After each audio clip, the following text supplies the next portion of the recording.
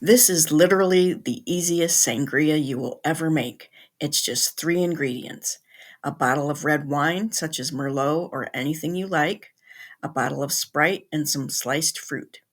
I made ice cubes out of Sprite so it wouldn't get watered down. I chose lemons and limes because I had them on hand and I thought they'd go well with the Sprite. I used cranberry Sprite, which is a flavor I didn't even know existed, but I accidentally bought it thinking it was regular Sprite, and it went perfectly with a sangria. But you could also use plain Sprite, 7 Up, or just generic lemon lime soda.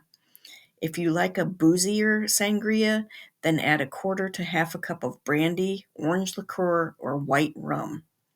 This is my go to for sangria because everyone loves it, it's easy, and I always have the ingredients on hand. I hope you try it and you like it. And please hit that subscribe button for more quick and thrifty recipes. And check out Rhonda's Thrifty Kitchen for all my recipes and videos. Take care.